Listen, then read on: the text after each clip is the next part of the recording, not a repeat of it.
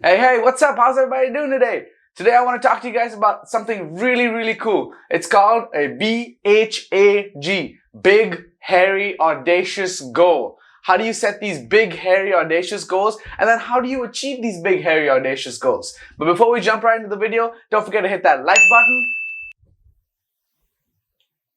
Thank you. So when it comes to big, hairy, audacious goals, what we don't understand is that big, hairy, audacious goals actually comprise of many smaller goals. So what exactly is a big, hairy, audacious goal?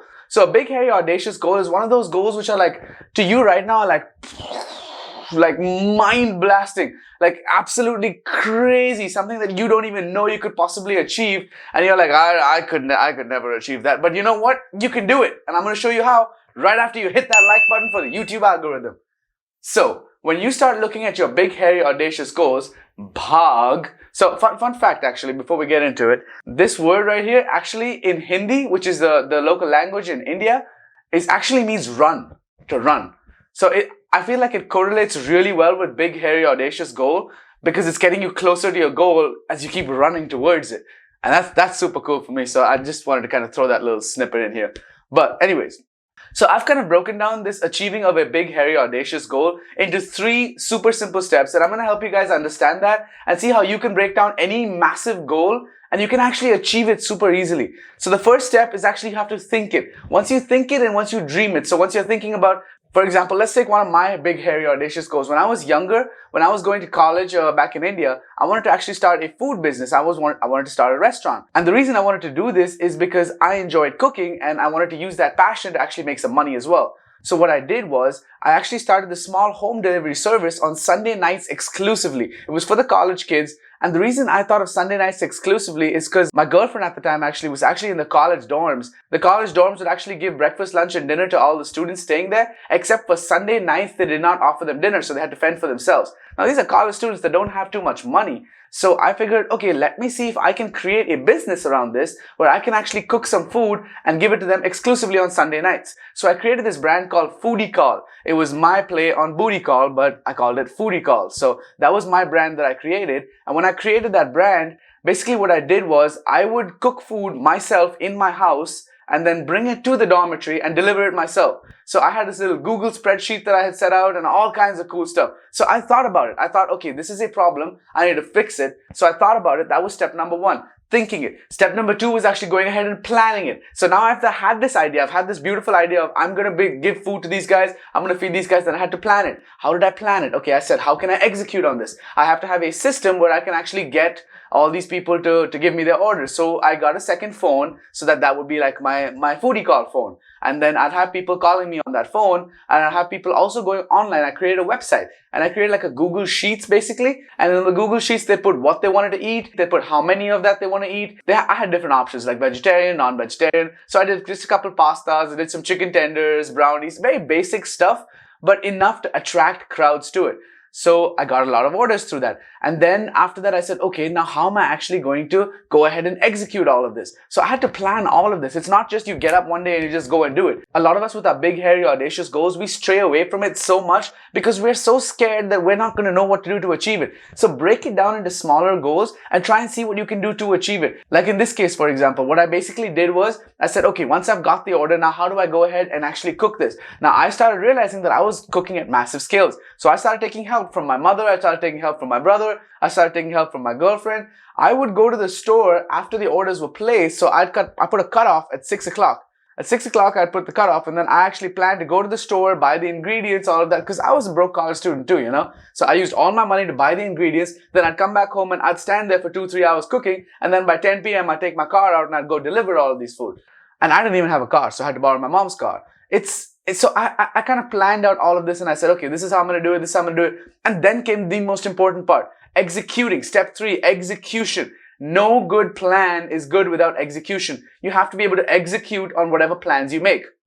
So I went and I actually placed orders. I actually went and put flyers out. I had colleges around the same campus. I told everybody about it. And I started getting some orders and I started then going and cooking and buying stuff and cooking more. And then actually I had to take the car out and go and deliver it. And then I said, how can I keep the food warm? So for everything that comes in, you have to go through this 3-step process. You got to think it, you got to plan it, and then you create it. Create it and execute it. That's the last step, all right?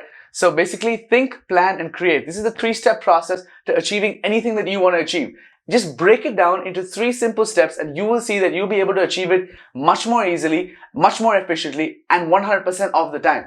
What happens with some people who have like really big goals? We've got super huge goals. Like for example, like my goal for this year is to become a millionaire. I said that I am going to make $1 million in 2020. That is my big, hairy, audacious goal. That is a huge goal, but I have put it out there in the universe now. I know I put it out there in the universe because I've told you guys on multiple YouTube videos. I put it on my Instagram. I have told so many people about it, and I tell myself this every single morning. I write it down in my goal diary. So how do I actually go ahead and execute on this? Because this is huge. So I figured out, I said, if I want to be a millionaire, I break it down, and I break it down into by month, by week, by day, by hour. You break it down and you start seeing, okay, I need this much money, I need this much money, I need this much money, I need this much money. Okay, how can I make that happen? So if I have this, this, this, and this, and then I have a plan A, a plan B, a plan C, always plan multiple things as well. Don't be stuck with just one particular plan and hope that it works if you don't even know what you're doing. Have multiple plans so that you have multiple tiers of security. So you're like, okay, if plan A doesn't work, plan B. If plan B doesn't work, plan C. I have 4 to 5 plans for everything that I plan to do. Because even with $1 million, I have 7 different businesses right now. And one of them at least is going to make $1 million.